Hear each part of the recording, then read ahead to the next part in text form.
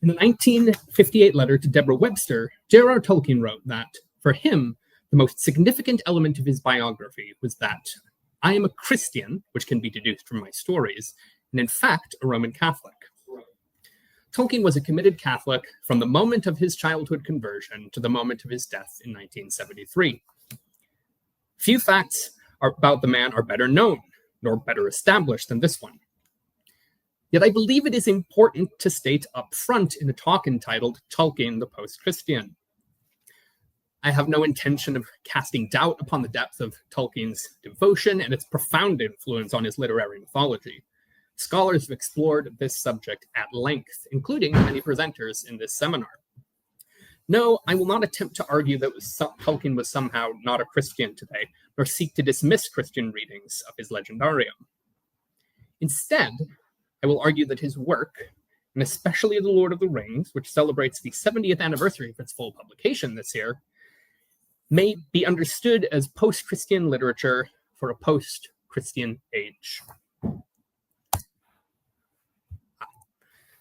I will first define my terms, drawing on Charles Taylor's account of secularization, that process which, quote, takes us from a society in which it was virtually impossible not to believe in God to one in which faith, even for the staunchest believer, is one human possibility among others, end quote.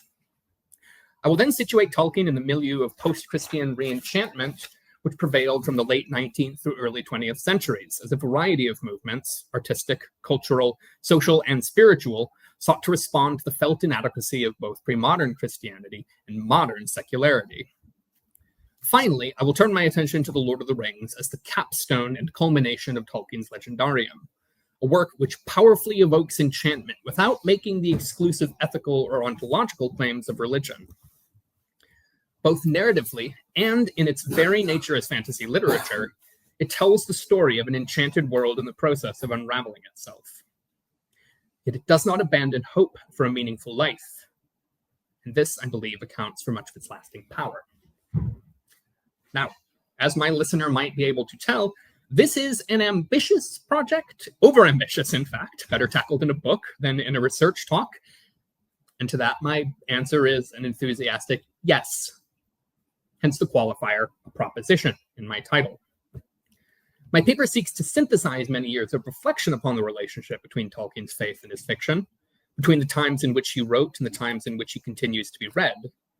Yet it remains an adventurer's map, not a detailed cartography. And though the adventures of humans and faerie are never without peril, they are not always without profit. So, in that spirit, and with your indulgence, overambitious I will be. Before I can propose that Tolkien is a post-Christian author, I first must explain what I mean by post-Christian. And to do that, I turn to philosopher Charles Taylor and his account of the emergence of disenchanted Western modernity. First and foremost, Taylor characterizes the world of pre-modern Christianity as enchanted. It is charged with spirits and non-human intelligences. All that exists lives. The self who navigates this inspirited world is porous, vulnerable to influence by non-human others for good and for ill. This porous self is defined in the context of a communal and cosmic order of which it is one interlocking, indispensable part. It is thoroughly embedded and incarnate in geography, ecology, and society. In light of this holism, meanings are not solely self-generated. They are also out there for us to encounter in the world. And in the West, this meaningfulness has often been expressed and experienced as narrativity. Events are not simply random. Our lives are not without significance. They are all part of an overarching story, a great tale, you might say. Consequently, there exists, in addition to secular chronological time, a sense of what Taylor calls higher times. The seasonal rhythms which govern the natural world, as well as the wheel of the liturgical calendar, result in a sense of time that does not only move forward, but links past, present, and future in a kairotic spiral. Space, too, is experienced, not as a single homogeneous medium of traversal, but as a spiritual geography marked with sacred groves and holy sites of pilgrimages. The complexly interacting forces of post-Christian post-Enlightenment rationalism, modern scientific knowledge to power, and globalizing industrial capitalism give rise to a world picture fundamentally at odds with these earlier conceptions. The disenchanted modern self, on Taylor's account, is buffered, the bounded, rational individual, disenchanted and disembedded from the webs of relationship in which and by which it had previously been constituted. The buffered self is also excarnated, cut off from emotion, the body, connection with more than human nature, and other non-rational elements of experience. Both time and space are now homogeneous and unilinear, resources to be deployed and exploited. These paradigm shifts, disenchantment, disembedding, excarnation, the buffered self living in secular time, all of this culminates in what Taylor calls the immanent frame. Secularity thus involves not only a decline in religious belief per se, but a broader shift from a transcendent transformation perspective on human existence to an immanence perspective. That is to say, one in which human flourishing becomes the highest good, in contradistinction to, say, communion with God. Now, to be sure, in the pre-modern Christian world, the existence of other worldviews was well known. As anthropologist Marshall Salins, among others, has pointed out, enchanted worlds had long been humanity's default and remain so even for many peoples today. Secular modernity is the first time that a disenchanted world has challenged and in many places bulldozed the enchanted one wholesale. Modernity widened the range of possible options, Taylor writes, ending the era of naive religious faith. Secularity does not simply offer an alternative to religious belief. It fundamentally alters the conditions under which one believes in the first place. This optionality, on Taylor's account, is a bedrock feature of the modern world. Now, to be clear, I have no desire to reify pre-modern Christianity, wholesale at least, and its socioeconomic and cosmic hierarchies. We have gained some very important things in the transition to modernity. Women's rights, the abolition of serfdom and slavery, widespread literacy, modern medicine, space for radically new forms of self-making. I simply point out that something meaningful was lost as well when disenchantment upended the conditions of belief. It was not merely that a Christian world could no longer be taken for granted, an enchanted world that could no longer be taken for granted, Christian or otherwise. In speaking of pre-Christianity then, or post-Christianity, I refer less to the decline of Christian faith and institutions, although that has clearly happened, and more to a world in which optionality prevails, in which religious belief is one possibility among many. However, pre-modern Christianity and modern disenchantment are far from the only options on offer. Taylor's immanent frame may be an alternative, but for many, it remains a deeply unsatisfying one. I happen to be a Christian myself, but even if you are not, the hyper-rational buffered self still seems a woefully inadequate model of the human person. We are incarnate creatures embedded in ecologies from the interpersonal to the planetary to the cosmic. This modern broken model of human being in the world and the license for domination which it grants to certain idealized selves is in no small part responsible for the climate crisis, among other catastrophes. Moreover, whether we agree that meaning inheres in the structure of the universe itself, we seek it, nevertheless, and make it where we cannot find it. Taylor again. In the enchanted world, the meaning exists already outside of us, prior to contact. It can take us over. We can fall into its field of force. It comes on us from the outside, end quote. In modernity, meaning cannot be counted on in this way. It must be actively sought out. This can result in a malaise of immanence, Taylor calls it, a nagging sense that no answer is complete, that the ground of our being could in fact slip away in any moment, a fragility of meaning. For many of us, we are disenchanted not only with pre-modern Christianity, but with the immanent frame itself, both post-Christian and post-secular at the same time. Yet naive faith cannot be recovered, even for the most pious. Revoking optionality is not an option. The conditions of belief have changed. There thus arises a felt need for re-enchantment. This cannot mean a return to an uncomplicated belief in the old cosmic orders. This is impossible and for many undesirable, due to optionality, if nothing else. To restore a sense of meaning and connectedness to lived experience, then post-Christian technologies of re-enchantment will need to draw upon a variety of cultural, aesthetic, and affective resources. Christian ones, but also those made available by the advent of disenchantment itself. Thus, to call them post-Christian technologies of re-enchantment, as I have done, is to assert three things. First, they're informed by their enchanted Christian past, following as they do upon centuries of Western Christendom, hence post-Christian. Second, they're distinctly modern, following as they do upon disenchantment, hence technologies.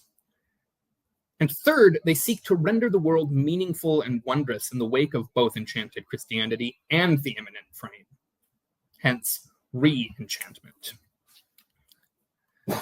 Now, I have spent so long on this portrait of disenchantment and its twin progeny, the immanent frame and optionality, because Tolkien lived and wrote in the milieu of post-Christian re-enchantment, and it inescapably marked his work.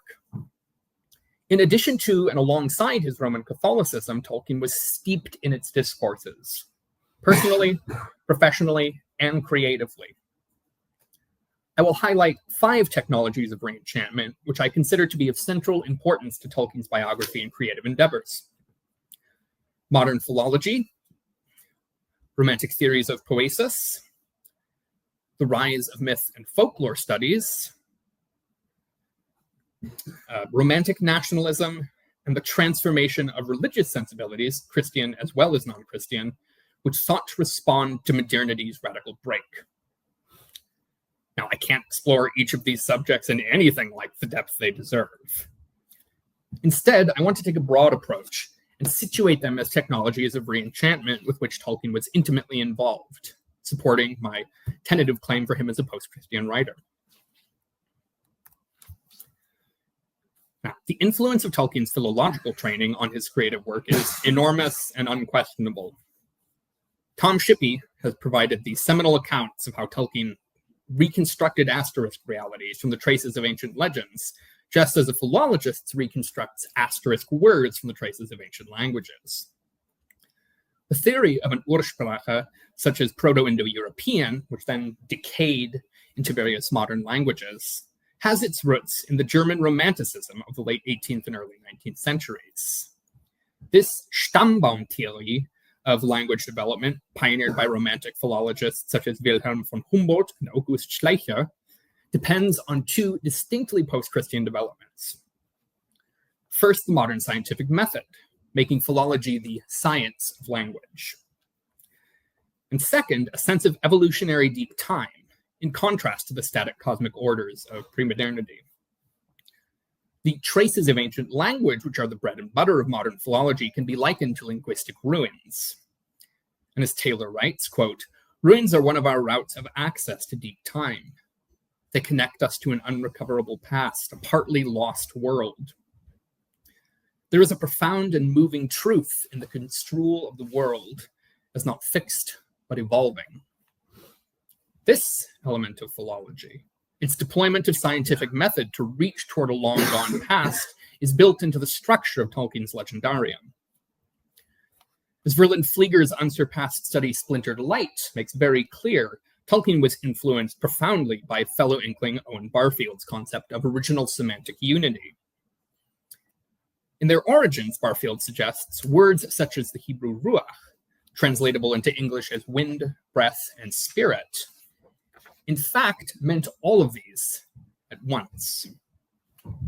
The phenomena, according to Barfield, were perceived and experienced as an organic unity, and it is only with time that these primordial unities became splintered to form the separate concepts we use in contemporary speech. Again, this is Barfield's theory. Whether or not this is the case historically is up for debate. Barfield writes, quote, "Our sophistication, like Odin's, has cost us an eye. And now it is the language of poets, and so far as they create true metaphors, which must restore this unity conceptually after it has been lost from perception, end quote.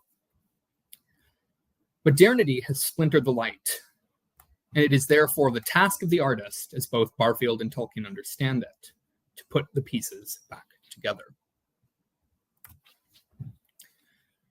This notion, of course, is at the heart of many romantic conceptions of poiesis, or creative making. It is better to speak of diverse romanticisms than a single monolithic European romanticism. But these various movements and figures represent, in common, broadly speaking, a rebellion against the immanent frame and an attempt to recover a sense of cosmic connection, in Taylor's phrase, in the face of modernity's felt spiritual aridity. As language has splintered, so also has consciousness. Living in the immanent frame, so the theory goes, we have grown alienated from ourselves, from each other, and from the world. The old symbols have been dislodged from their matrices of meaning. We can no more return to them than the adolescent can revert to childhood. Thus, poetic making offers a path to recover that lost connection, to re-enchant the world through art. And on fairy stories, Tolkien frames this poiesis theologically in terms of our God-given subcreativity. The human person is a co-creator with God, in whom the work of original creation is continued and even brought to fulfillment. On Fairy Stories is an essay deeply stamped with romantic impulses, engaging directly with such arch romantics as Samuel Taylor Coleridge and Tolkien's fellow fantasist George MacDonald. And to reiterate, Romanticism and its various offshoots are definitionally post-Christian. On Fairy Stories, it's also engaged with the modern study of myth and folklore. Tolkien came at the end of a golden century of British folklorists, including Max Miller, George Webb Dasent, and Andrew Lang, all of whom feature in the essay. Indeed, the essay was originally given as the Andrew Lang Lecture at the University of St. Andrews. Folktales were seen as the ruins of an older world, belonging to a primitive childhood of human cultural evolution. And for some, this meant that we had moved beyond a world in which such relics were useful, and were now called to enter upon a new era of industrial progress and scientific rational enlightenment. A post-Christian perspective, if ever there was one.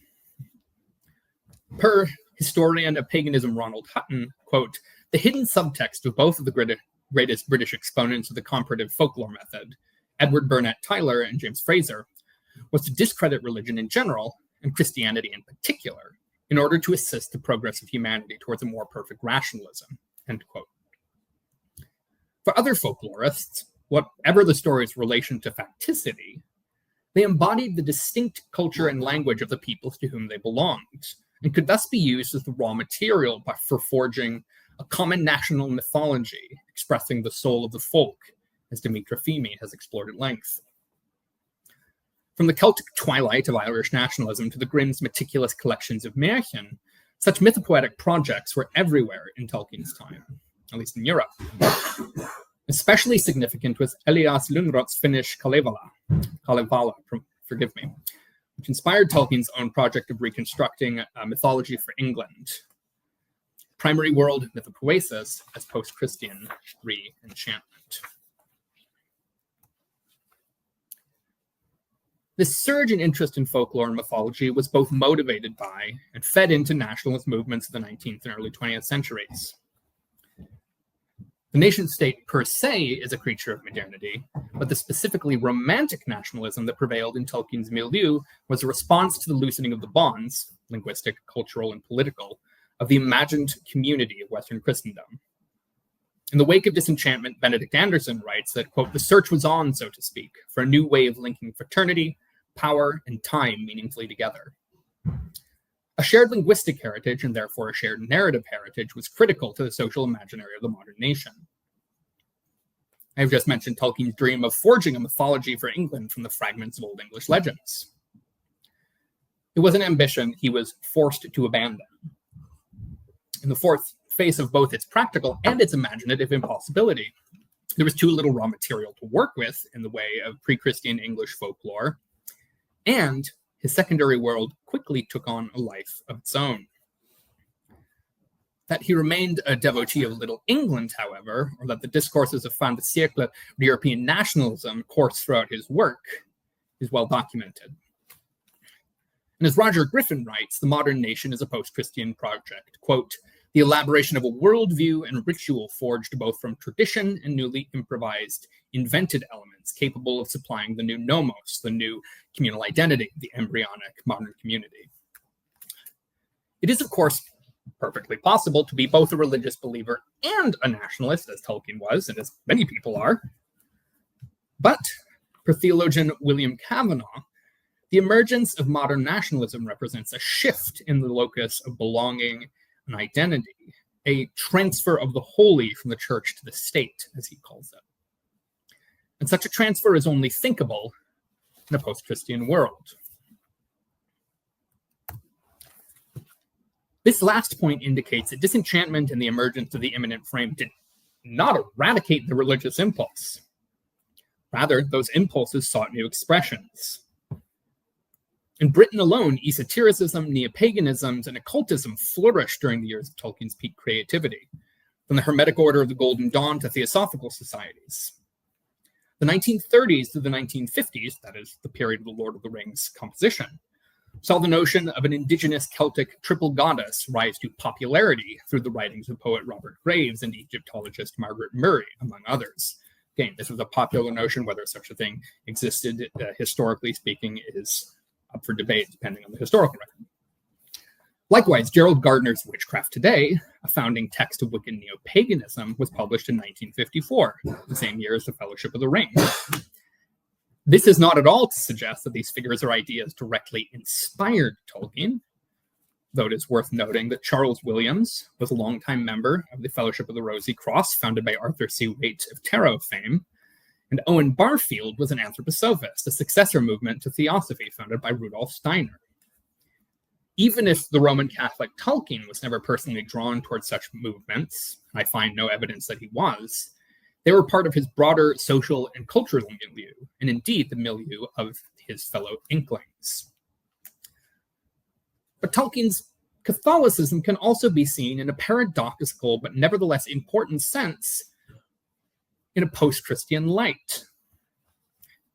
In a recent biography, Holly Ordway offers glimpses into the fabric of English Catholic life at the turn of the 20th century, where Roman Catholics had long been a persecuted minority within Protestant-dominated British society. This impacted directly on Tolkien's early life, especially when his mother's family withdrew financial support following her conversion. Ordway also details how Tolkien was shaped by the Birmingham Oratory, and especially Father Francis Morgan, his guardian following his mother's death in 1904. Morgan had at one time served as secretary to Cardinal John Henry Newman, the Oratory's founder. And Newman was a figure engaged actively, if not uncritically, with modernity. Giuseppe Piccini writes in a recent essay that Newman was, quote, keen to valorize, correct, and integrate the cultural changes introduced by modernity, rather than merely oppose them on ideological grounds like so many Catholics of his time. Piccini traces the influence of Newman's dialogue with modernity on Tolkien's work, a dialogue that found wide purchase throughout Catholicism, at least at the institutional level in the Second Vatican Council, about which Tolkien was admittedly ambivalent. Thus, we see again that even the staunchest Christian faith could not remain wholly untouched by modernity. Even Tolkien's own church, which considered itself to be, and in many ways was and is, the preserver of pre-modern enchantments, responded to the moment. It changed with the times, if only to reject them. And toward the end of his life, it radically reevaluated its relationship to the non-Catholic world. This too is part of Tolkien's post-Christian context. For even an explicitly religious project of re-enchantment presumes the existence of a disenchanted world in need of it. And that disenchanted world is one marked by Taylorian optionality. The conditions of belief have changed. The lived character of belief must change as well, if only by default. Now, I could say much more on any one of those subjects. But this survey has, I hope, provided adequate grounds for me to frame Tolkien as the product of a post-Christian age and an adept in the post-Christian technologies of re-enchantment. But that is only half of today's proposition. I will now argue that Tolkien's literary mythology is itself a powerful post-Christian reenchantment.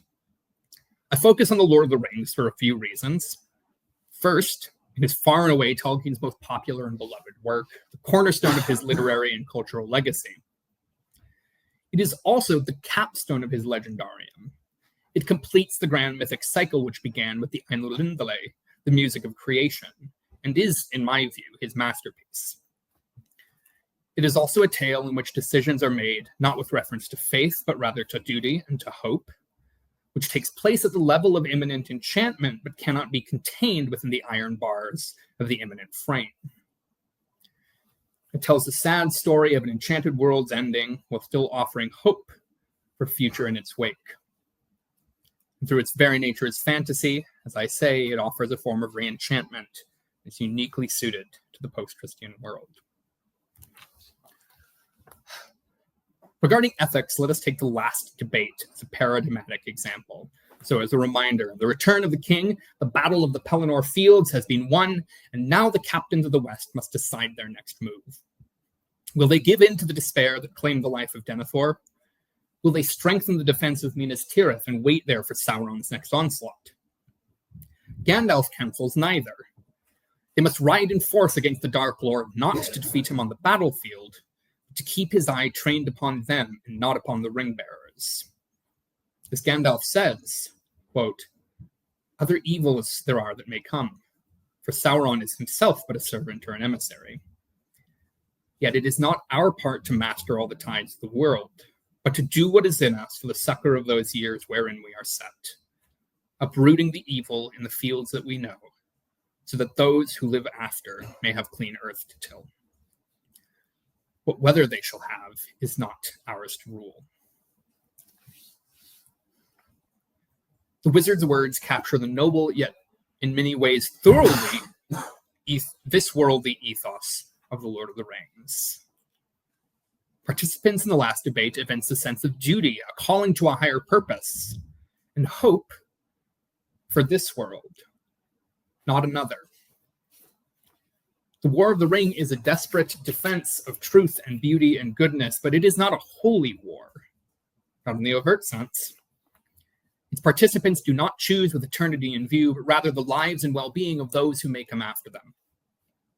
And even characters with knowledge of Iluvatar and the Valar, Gandalf most obviously, though also Galadriel, Elrond, and even Aragorn. Not even these characters factor divine transcendence into their ethical decision-making in the text of the novel. And in the case of the hobbits, through whose mediatory eyes we experience most of the Lord of the Rings, there is not even the unspoken knowledge of Eru. They have no apparent frame of reference for the metaphysical or the religious, and are concerned first and foremost with this world, regarding enchantment or magic as suspicious if real, but more often disbelieving in it entirely. They are gloriously anachronistic modern subjects in a pre-modern cosmos.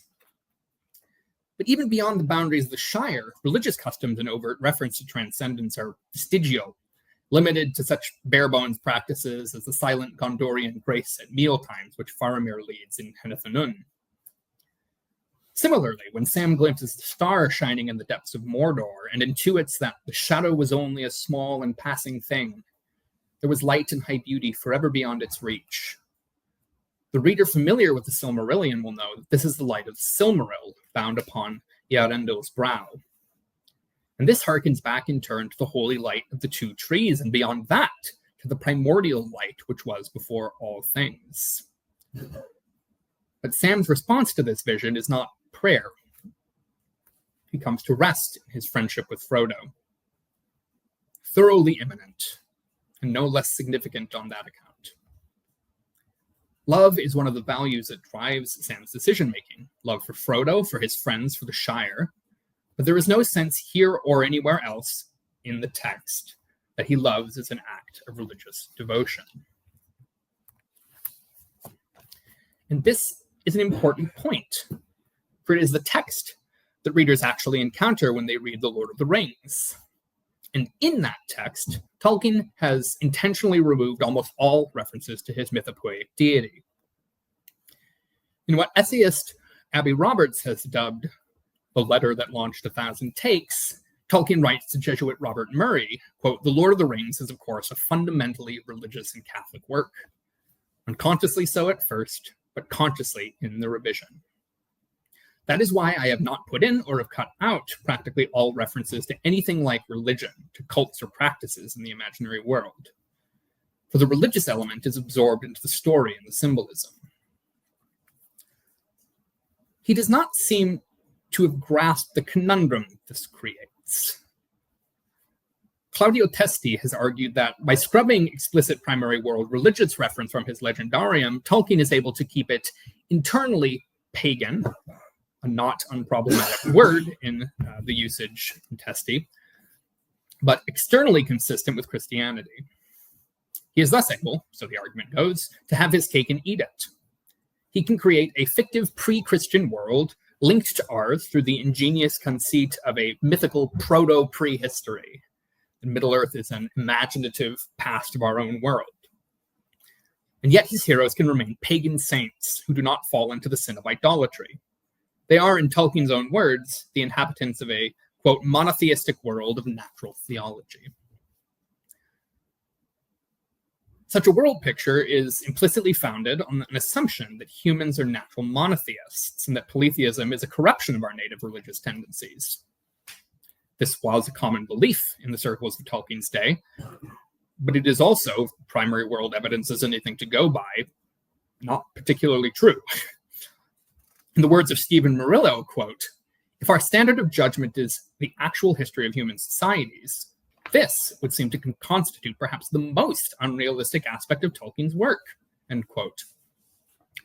To my knowledge, a society almost entirely devoid of anything like religion, in which ethical action is justified through this worldly appeals to consequentiality and the inherent worth and dignity of other beings, has only ever existed once, and it is ours. In this sense, the ethico-spiritual landscape of the Lord of the Rings is not simply Christian nor simply pre-Christian, but in fact distinctly post-Christian. And appropriately then, it is Sam, that most imminent character of all, who shows us how the Lord of the Rings transgresses the immanent frame and reveals light and high beauty, not so much outside the world as within it. Recall that modernity involves a shift from a transcendent transformation perspective on human life to this worldly immanence perspective. In their journeys beyond the Shire, Sam and the other hobbits repeatedly encounter a world wilder and more wondrous than any they had imagined, charged with a deep-down holy otherness that troubles the boundaries of the buffered identity, and evokes awe in both the beautiful and terrible senses of that word. Nowhere is this truer than in Lothlorien. Here, as Tolkien told publisher Milton Waldman in his famous 1951 letter, "I make the perilous and difficult attempt to catch at close quarters the air of timeless elvish enchantment." Thus, we might expect Lorien to be the place where the transcendent makes itself most keenly felt in the novel. But note Tolkien's aside and on fairy stories that, quote, "it is man who is, in contrast to fairies, supernatural, whereas they are natural, far more natural than he." The immortality of the elves is immortality within the circles of the world. And they envy humans their ability to escape it, to transcend it. Tolkien's distinction here between natural and supernatural can thus be glossed as the distinction between immanence and transcendence. Elves are super-immanent, and their enchantment, therefore, is one which is to be found within immanence itself, but not within modernity's immanent frame. Upon encountering Lothlorien, Sam does not say that he feels as if he is in heaven. It's not clear that hobbits have any such notion. Instead, he says, "It's sunlight and bright day right enough. I thought that elves were all for moon and stars, but this is more elvish than anything I ever heard of." Sam had believed that elvish enchantment was only out there in the faraway beauty of the night sky. But in Lothlorien, if there's any magic about it, it's right down deep where I can't lay my hands on it in a manner of speaking. Or, as he puts it even more succinctly, I feel as if I was inside a song, if you take my meaning. To be inside a song is to be enchanted. And the living song of the Golden Wood is an imminent enchantment, even as the elves themselves are imminent enchanters. Yet Lothlorien cannot last. In the very heart of elvendom on earth, the elder days are no mere memory, but still lived on in the waking world, Galadriel foretells her people's fate. Do you not see now wherefore your coming is to us as the footstep of doom? For if you fail, then we are laid bare to the enemy. Yet if you succeed, then our power is diminished, and Lothlorien will fade, and the tides of time will sweep it away. We must depart into the west, or dwindle to a rustic folk of dell and cave, slowly to forget and to be forgotten. The love of the elves for their land and their works is deeper than the deeps of the sea, and their regret is undying and cannot ever wholly be assuaged. Yet they will cast all away rather than submit to Sauron, for they know him now. For the fate of Lothlorien, you are not answerable, but only for the doing of your own task. Not for nothing does Verlin Flieger call the climax of The Lord of the Rings the most stunning catastrophe in modern literature. The eucatastrophic salvation of Middle-earth is at one and the same time a dis-catastrophe of world-shaking proportions. For in the very same instant in which Sauron is defeated, the power of the Elven Rings is undone. The passing away of elvish enchantment which follows is not merely sorrowful, but a necessary condition of victory. At the end of the Third Age, Middle-earth is a world in the process of disenchanting itself. Quite literally. For going back to its origins in Tolkien's mythology, the world is sung into being. Even as the Ainurlindale is Tolkien's creation myth, we now know that it was also one of the Legendarium's earliest narratives, written in early 1917 at the same time as the fall of Gondolin and the Cottage of Lost Play. Tolkien famously composed these texts while convalescing from trench fever, a malady he contracted at the Battle of the Somme in World War I. And Taylor, among many others, has pointed out that World War II is a radical turning point in the history of modernity. How do we live in the wake of such profound and irrevocable disenchantment, after the demise of a viable order? I believe that Tolkien's entire Legendarium is his attempt to work out an answer to that question, and that The Lord of the Rings is as close to one as he ever got. Sam once again shows us the way. In the Grey Havens, the final chapter, he experiences three key moments which point toward re-enchantment beyond the fairies' farewell. While healing the Shire from its hurts at Saruman's hands, he buries the silver acorn which Galadriel gave to him in the party field outside Bag End, only to discover that he has planted a Malorn in the midst of Hobbiton. Here, on the very spot where our story began, in the humble heart of the Shire where hobbits eat and drink and sow and reap and raise children and sing hobbit songs, stands a living echo of Lothlorien, a living echo of original enchantment. I like to imagine that when Sam looks out the window of Bag End or watches his little ones playing in the garden he works so hard to maintain, he sees that tree and is reminded of that which is both gone and yet ever present. More than human nature and the simple things of earthly life are re-enchanted, a sense of their value recovered in the true Tolkienian sense. Yet not even Hobbiton restored can be kept safe from sorrow. Frodo is wounded. Wounded, it will never really heal. At last he must take the elven ship from the Grey Havens with Bilbo, and Gandalf and Galadriel and Elrond. And so, with Merry and Pippin at his side, Sam watches in silent sadness as the hobbit he loves passes into the west. There he stood far into the night, hearing only the sigh and the murmur of the waves on the shores of Middle-earth, and the sound of them sank deep into his heart. He is hearing, though he does not know it, in the words of the Silmarillion, the echo of the music of the Ainur. For many of the children of Iluvatar hearken still unsated to the voices of the sea, and yet know not for what they listen. Even if it can no longer be accessed directly, the music of creation is still singing deep down in the heart of things. And so at last, Sam turns home. The hobbits turn homewards. With the voice of the sea still echoing in his ears and in his mind, Sam rides past the Malorn in the party field, back to Bag End. And, quote, there was yellow light and a fire within, and the evening meal was ready, and he was expected. And Rose drew him in and set him in his chair, and put little Eleanor upon his lap. He drew a deep breath. Well, I'm back, he said. And perhaps it was that very night that he filled in the final pages of the Red Book that Frodo bequeathed to him before he departed Middle-earth forever. And as you, the reader, come to the end of The Lord of the Rings, by Tolkien's brilliant metafictional conceit, the book which Sam has finished is the one you hold in your hand.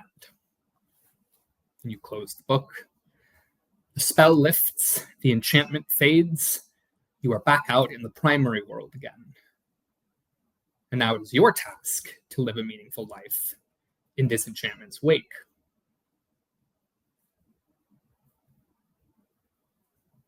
Something has happened here, which I believe is absolutely critical to understanding how The Lord of the Rings works and why it remains so phenomenally popular 70 years after its publication.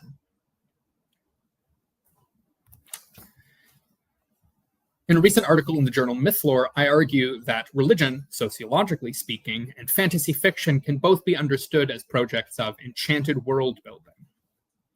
Indeed, enchantment is the closest word Tolkien can find to that elvish craft by which a human storyteller calls a convincing secondary fantasy world into being. This, I argue, in that paper, reproduces the internal logic of religious world building, the construction of a meaningful world, one with the inner consistency of reality for those who believe. Following from my discussion above, then, much fantasy fiction, in the words of theorist Laura Felt, quote, presents a world which does not operate on a mechanical cause and effect structure or an idea of blind chance, but on providential world structure, entailing that actions, events, and decisions partake in a higher order, suggesting that there is a supernatural power or force behind the scenes. Now, this is not at all to say that all fantasists consciously incorporate a sense of providence into their work. It is rather to say that a story world can be understood as providential per se by virtue of having been written by an author or authors. No matter how unconventional, the story is not an accident. It's there for a reason. Somebody, a human sub-creator, put it there, or collaborated with others to do so. It is going somewhere, even if that somewhere is simply the end of the book. It is, in other words, suffused with storied meanings. You need not believe, as Tolkien did, that history is actually the work of a primary author to feel as if you were inside a song when you are reading The Lord of the Rings. In an important sense, you already are. But for all its potential for meaning and wonder, a secondary world is precisely that. Secondary. Tolkien's metafictional conceit notwithstanding, Middle-earth does not actually claim to be the primary world. And that is the key difference between a sociological religious world and a fantasy one. For religious practitioners, the enchanted world of their tradition is not a fictional narrative to be looked in on from the outside, but the meaning-soaked medium in which they live and move and have their being. With fantasy, by contrast, the reader exits the story world and the tale is being told. Moreover, the events of fantasy literature are impossible according to the agreed-upon rules of the primary world. And in modernity, many of those rules have been agreed upon in the context of the disenchanted immanent frame. The very act of literary re-enchantment transgresses that frame.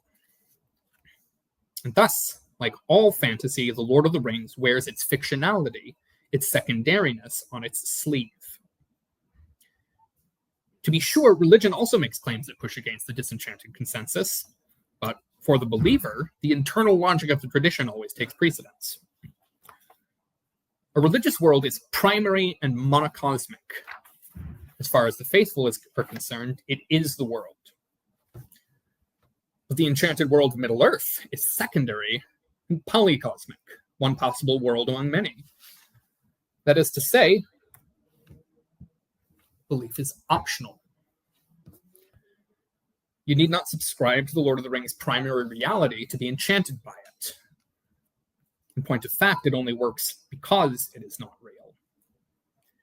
The enchantment must fade when you close the book, otherwise it would not be fantasy. And so, even as it re-enchants a disenchanted world, its power to do so depends upon the optionality which makes re-enchantment necessary in the first place. Fantasy literature, as such, I argue, is a post-Christian technology of re-enchantment. And 70 years on, The Lord of the Rings remains its standard bearer.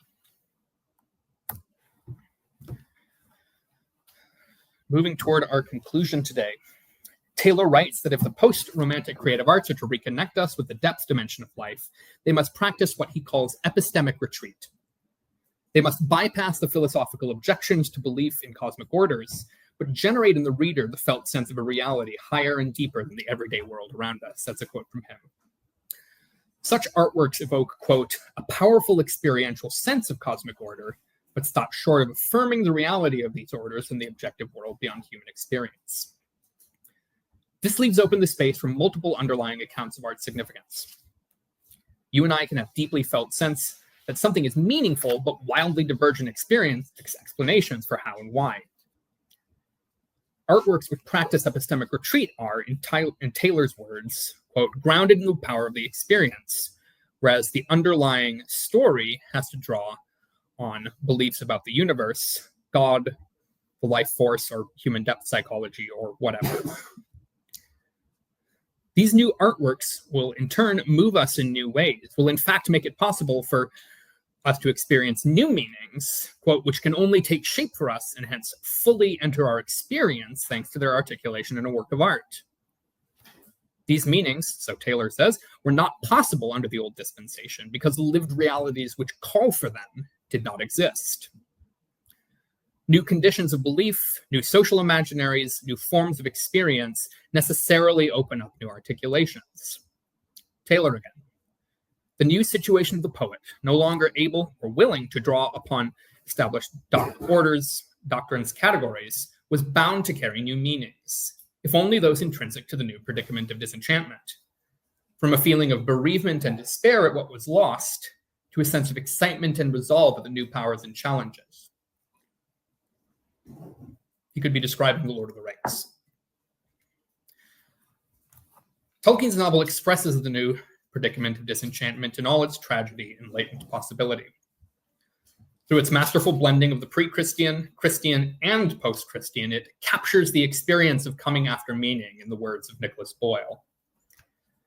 Or, in the words of Catherine Madsen, it shows what may be possible with the omission of both pagan and Christian references. Intensity of wonder and integrity of spirit are diffused throughout the work and come to seem natural, far more natural than they are in the primary world. Tolkien conveyed to his readers the beauty of his religion without either its militant or its triumphant face, even without its content in any creedal sense, and yet still with its moral gravity and its starriness. The Lord of the Rings offers religion obliquely and thus without impediment. It offers religion's effects, not its anxieties. End quote. Middle-earth is a world of imminent enchantment whose fading is sorrowful yet inescapable. No, imperative for the birth of the age to come.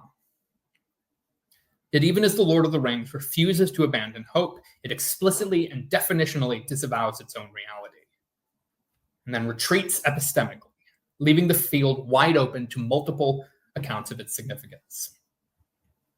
Is it any wonder that it has become the ore text of a post-Christian genre which has only grown in popularity as religious faith in the West grows increasingly optional, and the world we once knew unravels in the face of neoliberal atomization, economic exploitation, and climate catastrophe? Perhaps the temptation at the heart of the Lord of the Rings is not the One Ring after all. Perhaps it's Lothlorien, the power to make the past endure forever. The innocence of childhood, the first bloom of love, the wonder of those fleeting moments when the world feels in tune, when it feels enchanted. Lothlorien beckons. What if you could go back to that place? What if you could live there? No wonder Sauron feared Galadriel more than any in Middle-earth. What makes The Lord of the Rings so devastatingly sad for me and so devastatingly beautiful is that it understands the allure of such nostalgia at a deeper level than any work I have ever encountered. And it stubbornly insists, you must let go. The time that flows through mortal lands runs forwards, not backwards. This, I think, is what Tolkien meant when he called the great theme of The Lord of the Rings death. The enchanted past is beautiful, wondrous, worth longing for and grieving over, and all things must pass. It remains irretrievable, even as golden Lothlorien must give way to the fourth age of men. But that does not mean the world has been bled of all meaning and beauty and wonder.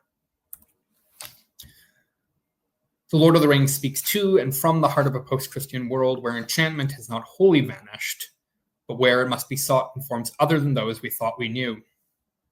The imminent joys of everyday life and more than human nature, the unnameable sea longing upon the shores of Middle-earth, the tales we fall into that take us up into their field of force and empower us to live lives beyond the imminent frame. When the story ends, all these and more remain. Tolkien does not leave his world without hope, neither does he leave us, his readers. He hands on to us a great tale, one which is about what it does and does what it is about. And it is about, perhaps before all things, that dialectic of memory and hope, grief and joy, disenchantment and reenchantment, which defines our modern age. Thank you for your time.